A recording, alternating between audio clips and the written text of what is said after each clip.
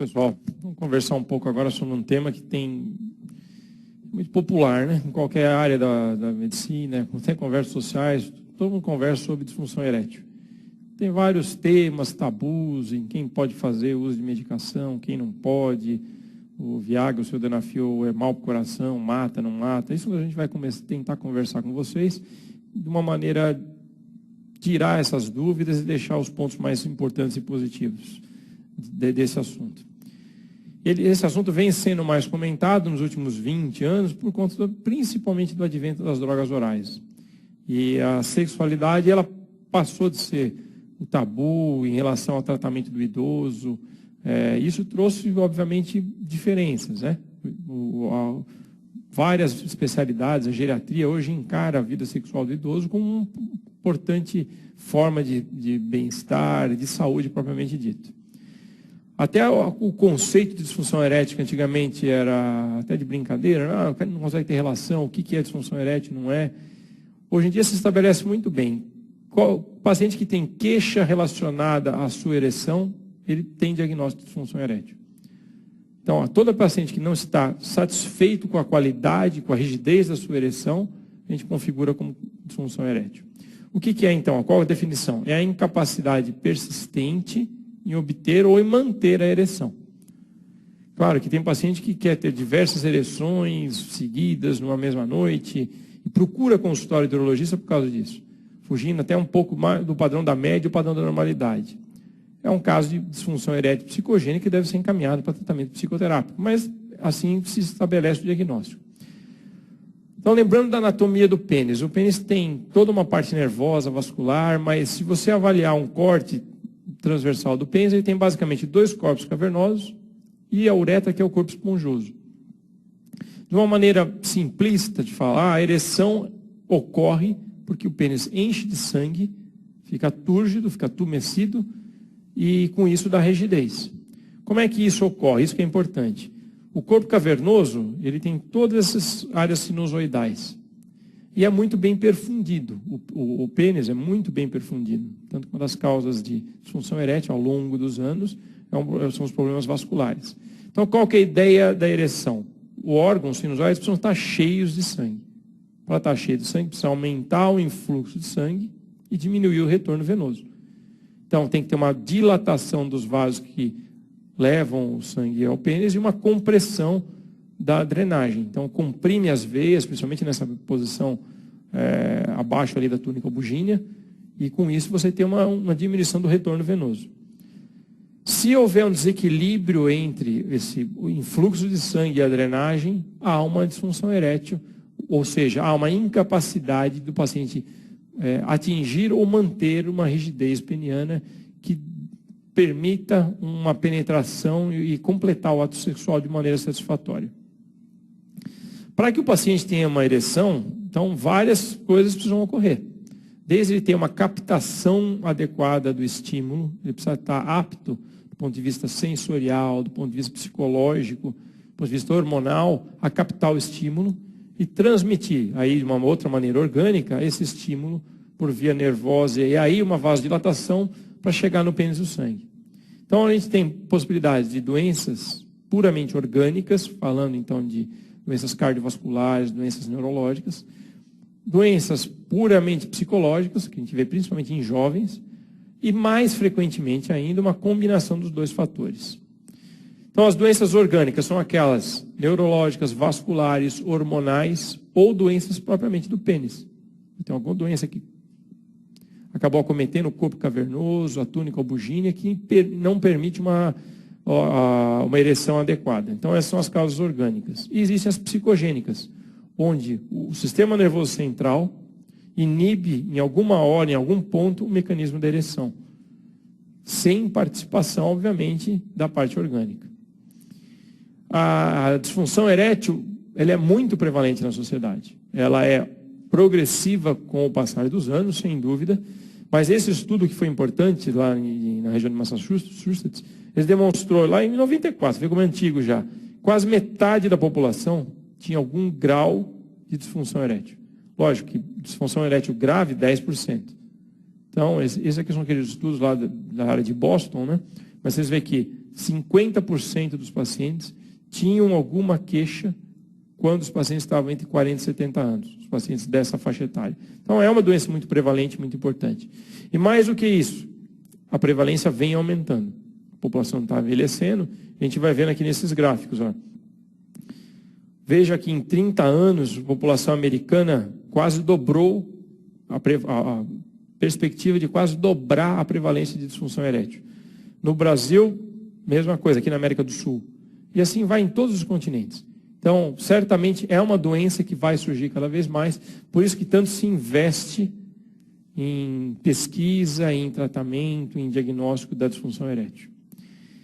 Então, quais os fatores de risco? Todos aqueles que levam a doenças crônicas. Então, diabetes, hipertensão. Aqui a gente está vendo no desenho um típico paciente de risco, né? Então, a gente vê o paciente obeso, tabagista. Obeso, tabagista tem risco alto de hipercolesterolemia, de doença aterosclerótica, de diabetes, e assim vai.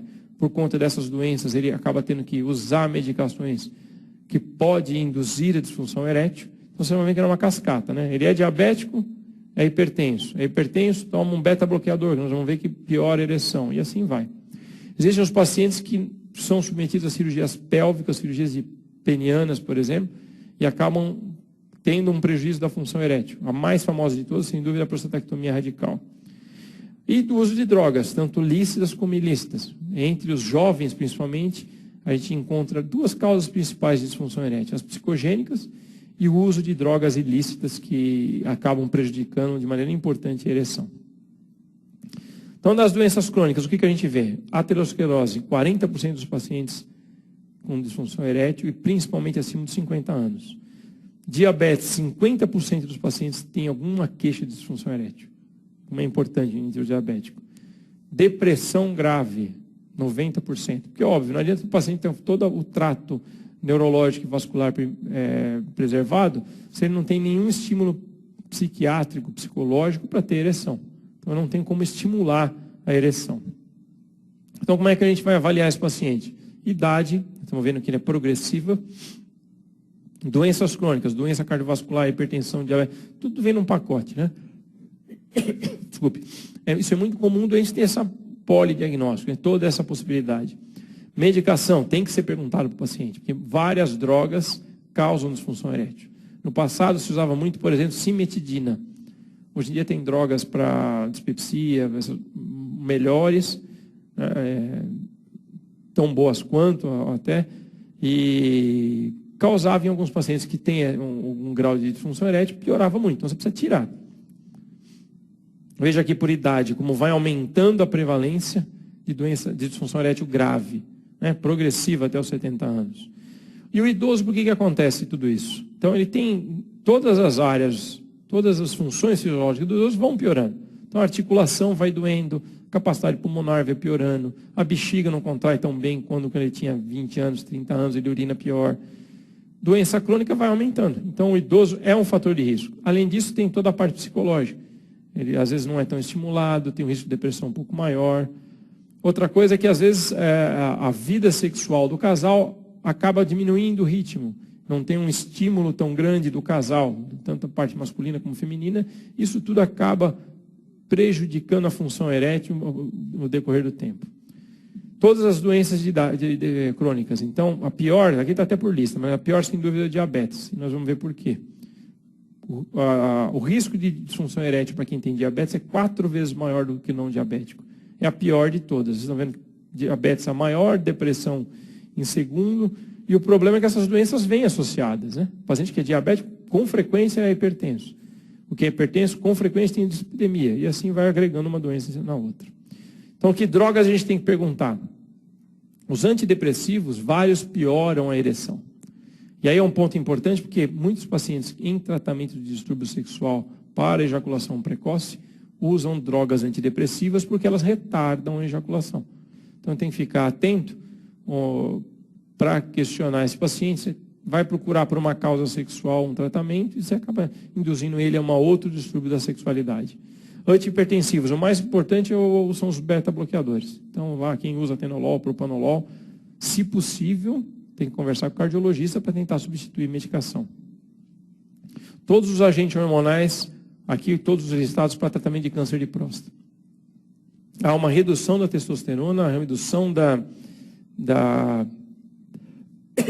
libido, e com isso há um risco maior do paciente ter uma ereção prejudicada, uma rigidez pior. Medicação para Parkinson. Muitos do eixo neurológico pioram a ereção. E as drogas ilícitas, certamente. Cirurgia, o que acontece? O exemplo clássico é a prostatectomia radical. Quando a próstata é retirada, todo aquele feixe vasculo-nervoso que vai em direção ao pênis, os chamados feixe vasculo-nervoso da ereção, pode ser comprometido. Com frequência é comprometido. Então, por isso que há um prejuízo importante da função erétil após a cirurgia radical de próstata. E ele é mais grave quanto menos se consegue preservar esses nervos, quanto pior era a ereção pré-operatória, quanto mais idoso é o doente. De modo que, basicamente, quem tem maior chance de preservar a ereção são os jovens com ereção normal. Então, você pega um paciente de 50 anos, ereção normal, não tem comorbidade, é submetido a uma prostatectomia radical, existe uma boa chance de preservação. Pegar o extremo oposto, 70 anos, diabético, ereção razoável, a chance de perder a ereção é quase que 100%. Outras cirurgias, a gente fala muito da prostatectomia radical porque é o dia a dia do urologista, mas qualquer cirurgia pélvica pode lesar os nervos. Algumas cirurgias pélvicas muito grandes certamente lesam os nervos. Por exemplo, a amputação abdômeno-perineal, a amputação de reto, as grandes retossigmoidectomias, cistectomia, cistoprostatectomia, uma cirurgia lesiva, que a chance de lesar esses nervos é alta. Além disso, aqueles pacientes são tratados de câncer por radioterapia. Também há um risco tanto neurológico como vascular. E uma situação chata, porque acomete muito paciente jovem, que são as fraturas graves de bacia, onde o osso acaba rompendo esses lesando, rompendo os filetes nervosos que vão para o pênis, causando então a disfunção erétil. Então vamos lembrar lá, qual que é o mecanismo fisiológico da ereção? Enchimento é um mecanismo vascular, hemodinâmico. Você tem um grande influxo de sangue e uma diminuição do retorno venoso. Como é que acontece esse grande influxo? Estímulo neurológico. Obviamente começa por uma percepção, para ter um estímulo sexual, algum tipo de estímulo visual, tátil. Com isso, o paciente que tem uma parte hormonal adequada, está estimulado, tem um perfil psicológico adequado, transmite esse estímulo para a região genital, ou seja, neurológico. Com os vasos adequados, existe a vasodilatação e diminuição do retorno venoso, acaba por aumentar o fluxo sanguíneo e dando tumescência no pênis. Então, as artérias cavernosas, a musculatura da artéria cavernosa precisa relaxar. E aí o corpo cavernoso enche mais de sangue. Então, novamente, aquele desenho com um corte transversal. Então, o que tem que acontecer? No estado flácido, vocês estão vendo aqui no desenho abaixo.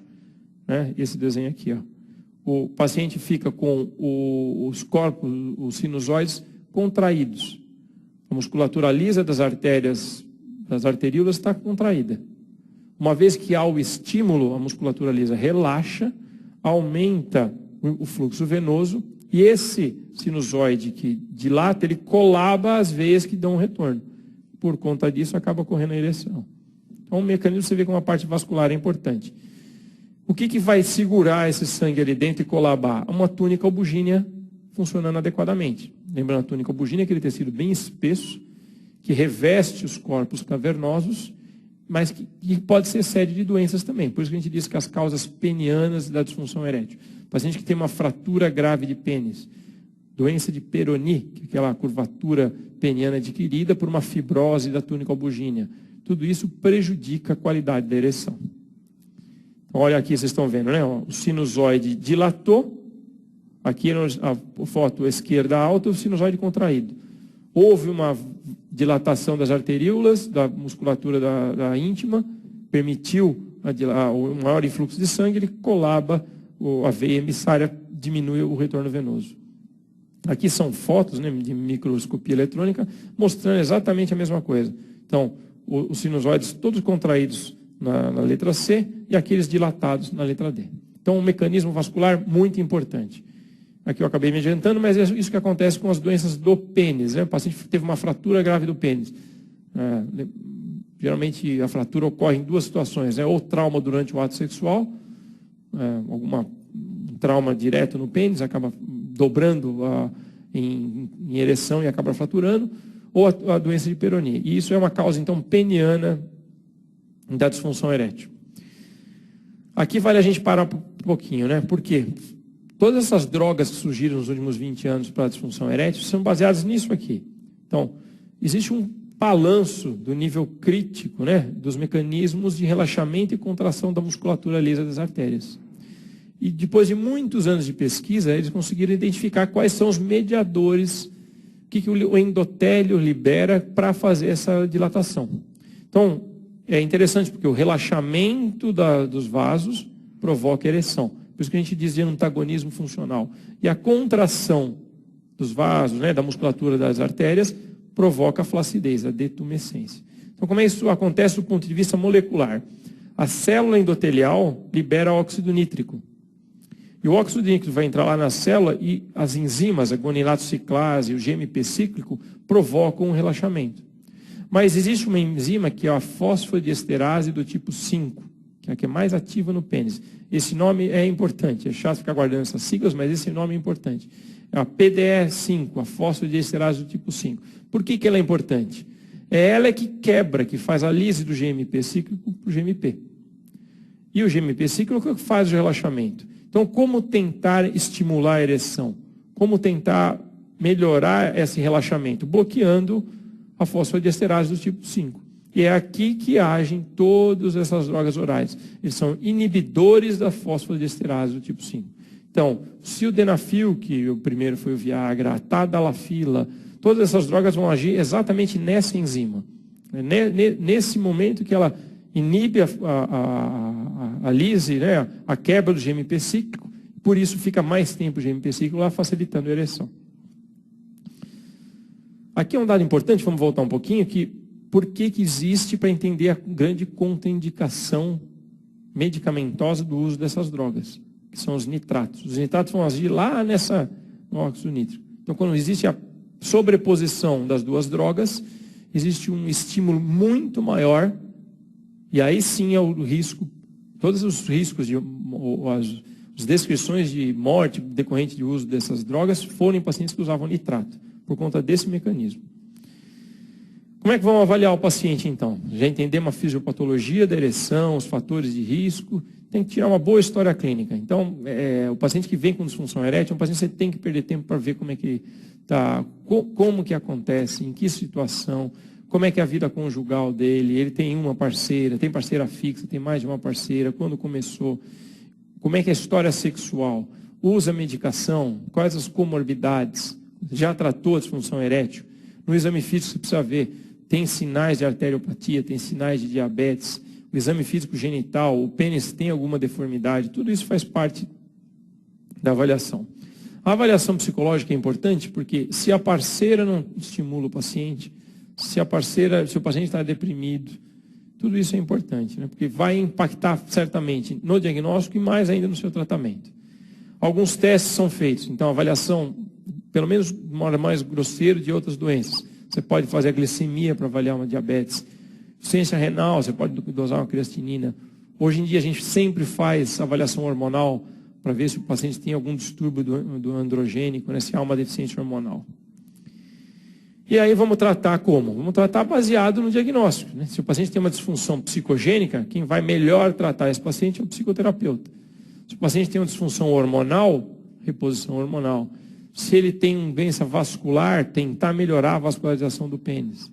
Se ele tem uma doença grave, pós-prostatectomia radical, tentou vários tratamentos, não melhorou, tem que tentar, que é a última parte, por exemplo, colocação de prótese.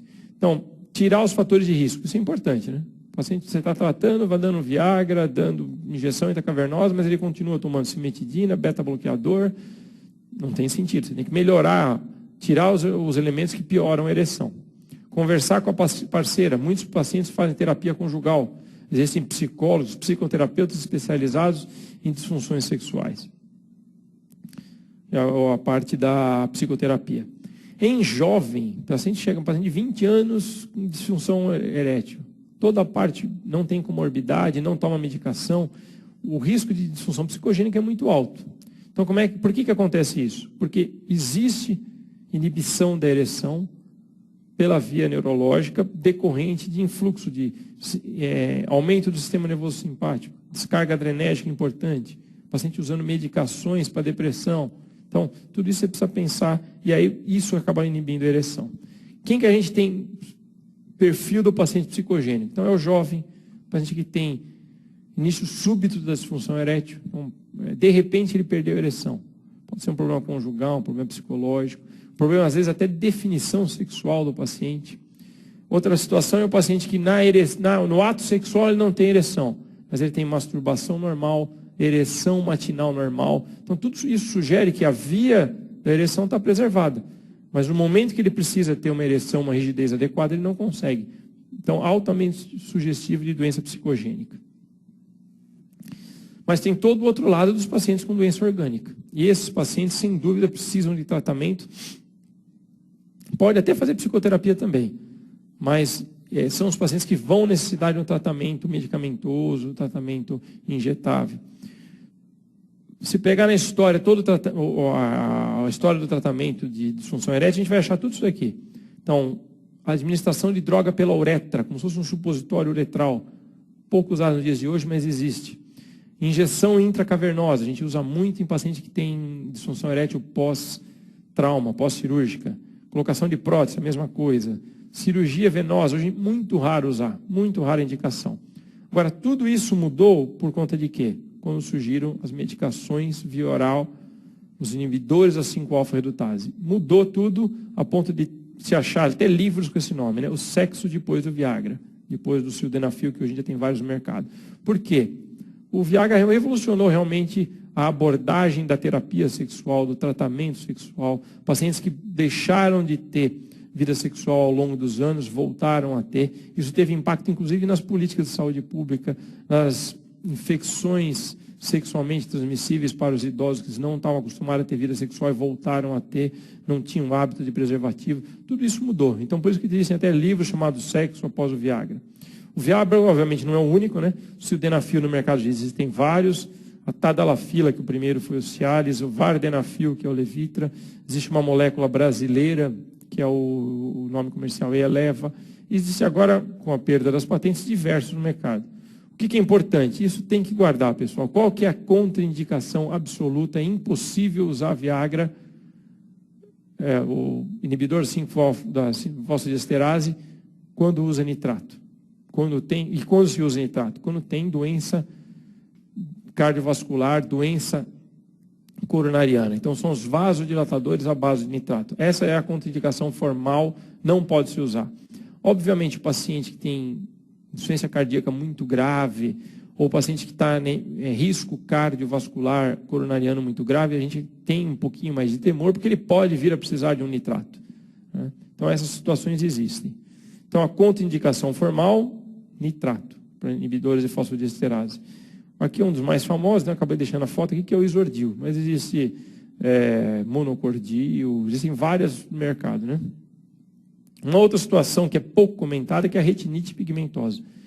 Então, quando você está frente a um paciente que acompanha com oftalmologista, tem alguma alteração de retina, vale sempre uma avaliação e um aval mesmo do oftalmologista, dizendo, olha, não, a doença dele não é uma que contraindica o uso do inibidor. Então, aí você está sossegado de usar. Uma outra situação da terapia medicamentosa que veio ganhando espaço nos últimos anos é a reposição hormonal. Muito se estudou da chamada DAEM, né? DAEM, que é a doença androgênica do envelhecimento masculino. Então, hoje em dia se testa quase todos os pacientes com distúrbio para ver se eles têm um nível hormonal adequado. Porque quem tem distúrbio hormonal tem uma piora na qualidade da ereção, uma piora na rigidez, uma piora na libido. Existe muito comércio em relação a isso e muita propaganda. Mas o paciente que tem disfunção, ou seja, com o passar dos anos ele vai ter disfunção não só da ereção. Então ele tem perda de massa muscular, piora de humor, perda de pelos, aumento de circunferência abdominal, dislipidemia, tudo por um déficit hormonal.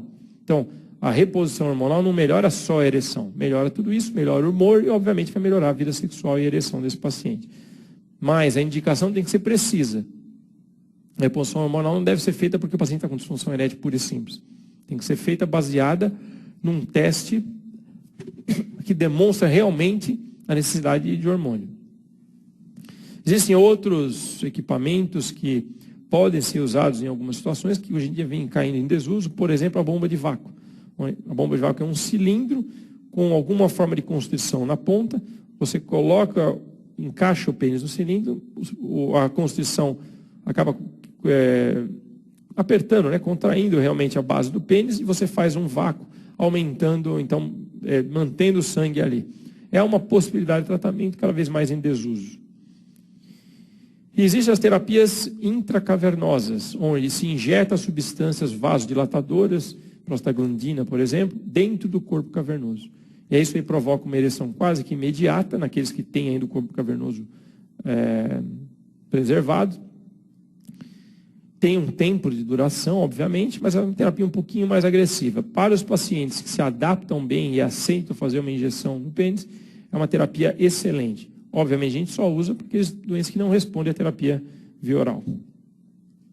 E, por fim, nada deu certo, e isso é importante frisar. O último passo do tratamento da disfunção erétil. Nada dá certo. O paciente não se adapta, não responde, não se adapta à injeção, aí vai para a colocação de prótese peniana. A prótese começou, é interessante saber a história da prótese peniana. Começou a primeira descrição com colocação de qualquer material rígido dentro do corpo cavernoso. Até se pensou em colocar costela. Tudo provocava rejeição, mau resultado, e aí a prótese foi melhorando. Hoje em dia nós temos, você vê, 4 qualidades de prótese. A gente tem a prótese rígida no canto esquerdo alto e as próteses infláveis, que são as outras. Prótese de 2 peças, 3 peças. Então isso foi melhorando, obviamente com a melhora do material também aumentou muito o custo, e a especialização do urologista que faz esse tipo de colocação. Mas a gente pode dizer que hoje existe no mercado tratamento padrão ouro para disfunção erétil grave, principalmente nos pacientes que não respondem a nada, como existe em pacientes que fazem prostatectomia radical e tem uma perda importante da ereção e não respondem aos tratamentos. Então a prótese existe desde que seja bem indicado o tratamento. Aqui algumas fotos da colocação. Então o que é feito? A prótese peniana é colocada dentro do corpo cavernoso. Ela vai substituir o tecido do corpo cavernoso. Por isso que ela é o último passo. Porque uma vez que você coloca a prótese, não tem nenhum outro tipo de tratamento que vai permitir ereção adequada. Então tem que ser bem discutido com o paciente que depois da prótese não há nenhum outro tratamento, porque o corpo cavernoso vai ser, de certo modo, destruído para a colocação da prótese peniana. Pode haver complicações, estão vendo aqui, por exemplo, uma prótese que quebrou. Essa aqui é uma prótese semi-rígida, que tem uma alma metálica, e durante uma relação o paciente acabou rompendo a alma metálica. Uma situação incomum, mas que pode acontecer. Aqui é como funciona a prótese inflável. Então o paciente fica com o pênis flácido. Da hora que ele teve o estímulo sexual, ele comprime uma válvula no escroto, que é essa que vocês estão vendo aqui, ó. E o que acontece? O líquido sai desse reservatório retropúbico e vai para o cilindro que está dentro do pênis. Então, esse cilindro vai ficar rígido, aumenta muito de volume e acaba dando ereção para o paciente. Então, quais são as definições importantes? O que tem que memorizar dessa aula? O conceito de disfunção erétil não é mais assim, não tem ereção, não é isso. É a incapacidade de obter ou manter ereção de forma adequada para aquele paciente.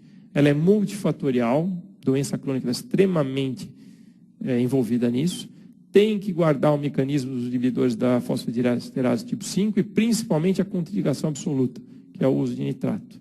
E como tratar quando indica a prótese, por exemplo. Vamos fazer alguns testes, então, para a gente conversar e exemplificar. Então, questão de 2012. Um homem de 65 anos, diabético, fator de risco grave, né? Usando metformina, hipertenso, mais um mecanismo. Usa atenolol, terceiro, usa uma droga que piora a ereção. Foi tabagista, né? Esse aqui é o pacote completo para piorar a ereção. Procurou o urologista com queixa de disfunção erétil. Referiu que o problema já tem 5 anos, piorando progressivamente. Dificuldade em iniciar e sustentar a ereção. Então, típica disfunção erétil. Você não pode falar para você, você tem algum grau de ereção? Não. Não, ele tem disfunção erétil, sem dúvida. Piorou a ereção matinal, diminuiu a frequência. Não teve queda da libido. Então, não sugere que tenha nenhum distúrbio psicogênico, não tem nenhum distúrbio hormonal. Óbvio que a gente acaba testando, né, principalmente a parte hormonal, mas não parece. E com essa quantidade de motivo orgânico, nem precisa ter nada psicogênico, né? Com base nesse quadro, assinale a alternativa correta. A. O curso clínico descrito pelo paciente caracteriza a disfunção erétil de etiologia psicogênica. De jeito nenhum, coitado, né? Ele tem diabetes, hipertensão, beta-bloqueador, tudo para ser não psicogênica.